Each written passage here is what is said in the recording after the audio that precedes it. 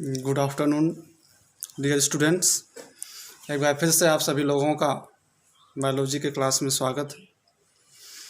जैसा कि 2 क्लास में मैं आपको जनन के विषय में पढ़ाया था, आज भी हम जनन के विषय में ही पढ़ाएंगे। आज जनन से पहले होने वाली घटनाओं के विषय में हम सभी लोग अध्ययन करेंगे कि जनन से पहले कौन कौन सी घटनाएं जंतुओं और पौधों में होती हैं, उसके विषय में जानने का प्रयास करेंगे, बताना चाहेंगे हम आप सभी लोगों को। तो इसके जो घटनाएं होती हैं उसे हम कहेंगे निषेचन पूर्व घटनाएं। निषेचन पूर्व घटनाएं में सबसे पहली घटना है युग्मक जनन। युग्मक आप सभी लोग जानते ही हैं, नर युग्मक और मादा युग्मक। लैंगिक कोशिकाओं में अर्धसूत्री विभाजन के परिणाम स्वरूप जो युग्मक बनते हैं नर एवं मादा में, उनमें गुणसूत्रों की संख्या जीव की कोशिका के गुणसूत्रों की संख्या की आधी होती है। तो प्रत्येक जीव में युग्मक का निर्माण होता है। अगर मादा युग्मक और नर युग्मक दोनों एक समान हैं तो ऐसे जीवों को हम समयुग्मकी प्राणी अथवा समयुग्मकी जीव।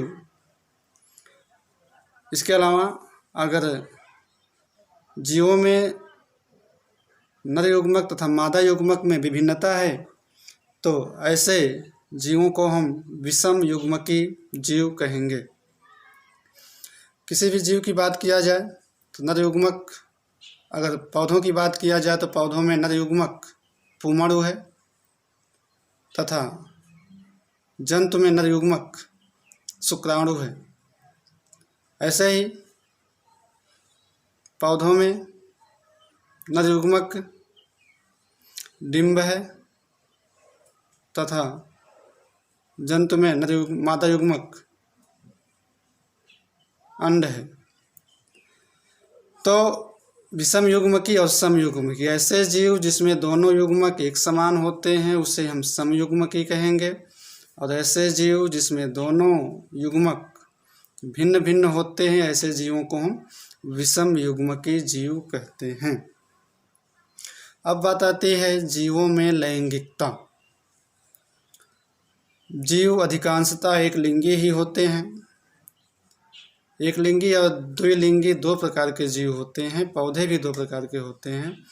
एक लिंगी जीव से मतलब है कि ऐसे जीव जिनमें नर एवं मादा दोनों अंग अलग अलग जीवों में विद्यमान होते हैं। नर एवं मादा अलग अलग जीव होते हैं, ऐसे जीवों को हम एक लिंगी जीव कहेंगे। इसके विपरीत यदि दोनों ही लिंग किसी एक ही जीव में विद्यमान हैं तो ऐसे जीवों को हम द्विलिंगी प्राणी कहेंगे। द्विलिंगी प्राणी में केंचुआ इसका उदाहरण है, जोंक इसका उदाहरण है। जबकि एक लिंगी प्राणी में जितने भी ऐसे जीव हैं जिसमें नर एवं मादा अलग अलग जीव हैं उसको हम एक लिंगी जीव कहेंगे। मनुष्य भी एक लिंगी प्राणी ही है। तो एक लिंगी द्विलिंगी जीवों की बात हो गई। पौधों की बात किया जाए तो पौधों में एक लिंगी पुष्प होते हैं, द्विलिंगी पुष्प होते हैं। ऐसे पुष्प जिसमें केवल पुमंग ही पाया जाए या जिसमें केवल जायांग ही पाया जाए तो ऐसे पुष्प को हम एक लिंगी कहेंगे। अगर यदि ऐसे पुष्प जिसमें दोनों लिंग जायांग भी पाया जाए और पुमंग भी पाया जाए तो ऐसे पुष्प को हम द्विलिंगी पुष्प कहेंगे। अगर पौधों की बात किया जाए, ऐसे पौधे जिसमें दोनों लिंग वाले पुष्प उपस्थित होते हैं उसको हम द्विलिंगाश्रयी या उभय लिंगाश्रयी पौधा कहते हैं। अगर एक ही लिंग के पुष्प हैं तो ऐसे पौधों को हम एक लिंगाश्रयी पुष्प या एक लिंगाश्रयी पौधा कहते हैं। आप देखते हैं कुछ कुकुरबिटा लौकी उसका एग्जाम्पल है, उसमें एक लिंगी पुष्प पाए जाते हैं। नर पुष्प अलग होता है और मादा पुष्प अलग होते हैं, लेकिन दोनों ही पुष्प एक ही पौधे पर होते हैं। तो ऐसे पुष्प को हम द्विलिंगाश्रयी पौधा कहेंगे।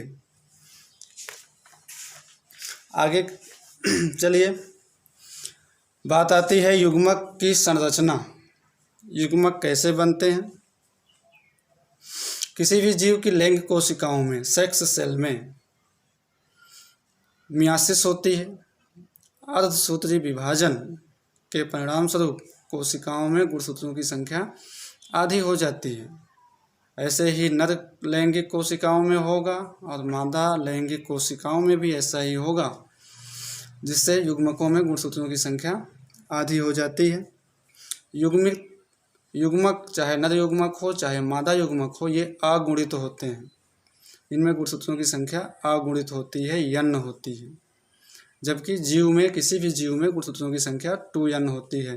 अगर हम एग्जाम्पल लें इसके लिए, मनुष्य की ही केवल बात किया जाए, मनुष्य में गुणसूत्रों की संख्या 46 होती है, जो 2n है। जबकि जिसका युग्मक जब बनेगा, नर युग्मक में गुणसूत्रों की संख्या 23 होगी, मादा युग्मक में भी गुणसूत्रों की संख्या 23 होगी। इसको हम अगुणित कहेंगे।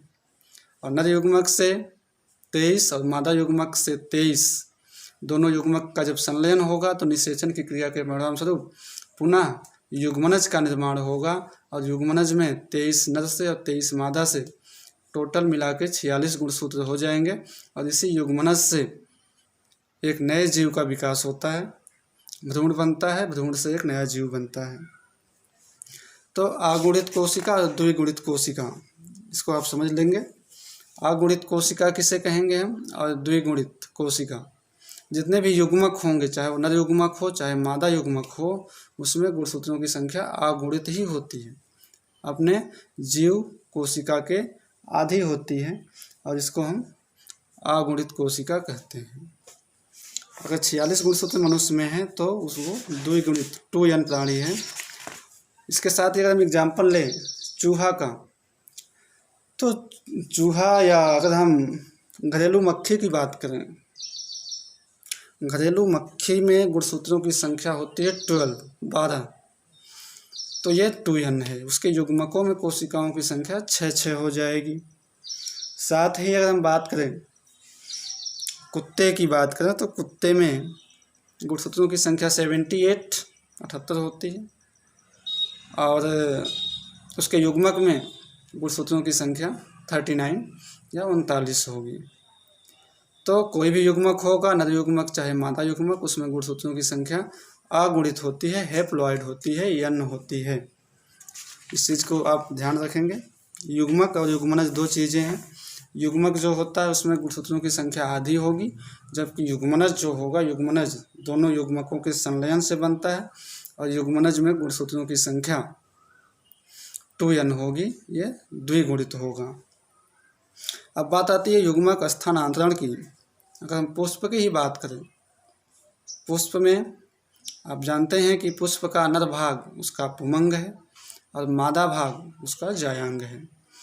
नर भाग के परागकोश से या पुमंग के परागकोश से परागकण निकलते हैं जो कि नर युग्मक हैं, और ये जायांग के सबसे ऊपरी भाग, जिसको हम वर्तिकाग्र कहेंगे, उस पे जाते हैं, उसका स्थानांतरण होता है।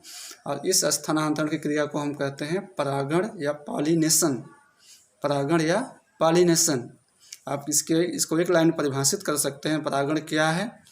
परागण के लिए आप एक लाइन परिभाषा ये हो सकती है कि नर युग्मकों का या पुमड़ुओं का या पराग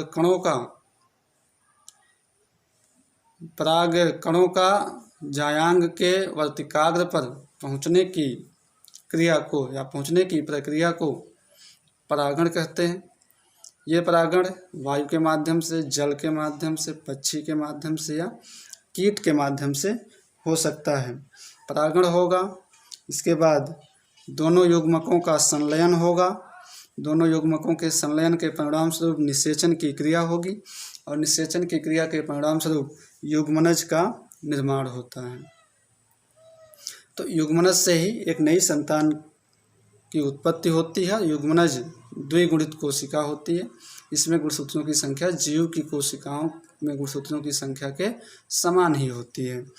अब युग्मक संलयन या निषेचन दो प्रकार का होता है, एक बाह्य निषेचन और एक आंतरिक निषेचन। बाह्य निषेचन, जब निषेचन की क्रिया किसी भी जीव के शरीर के बाहर होती है, ऐसे निषेचन को हम बाह्य निषेचन कहेंगे। और जब निषेचन की क्रिया या युग्मकों के संलयन की क्रिया किसी जीव या प्राणी के शरीर के अंदर होगी, ऐसे निषेचन को हम अंतः या आंतरिक निषेचन कहेंगे। मेढक का अगर एग्जाम्पल लिया जाए, मेढक में बाह्य निषेचन होता है। इसमें नर एवं मादा दोनों अपने युग्मक शरीर से बाहर निकालते हैं और दोनों युग्मकों का संलयन शरीर के बाहर ही होता है, इसको हम बाह्य निषेचन कहेंगे। बाकी निषेचन अगर वो किसी मादा जीव के गर्भ में होता है, उसके यूट्रस में होता है, तो उसको हम आंतरिक या अंतः निषेचन कहेंगे। तो ये निषेचन की क्रिया हो गई। आपको कोई भी समस्या अगर निषेचन में आती है तो आप उसको कमेंट करिए। कोई भी वीडियो में समस्या है, क्लियरनेस नहीं है या स्पष्ट नहीं है, उसको आप आवश्यक रूप से कमेंट करते रहिए। अब आगे हम पढ़ाएंगे आपको अगले क्लास में निषेचन के बाद कौन कौन सी घटनाएं होती हैं। ये निषेचन के पहले की घटनाएं थी, निषेचन तक आप पढ़े हैं।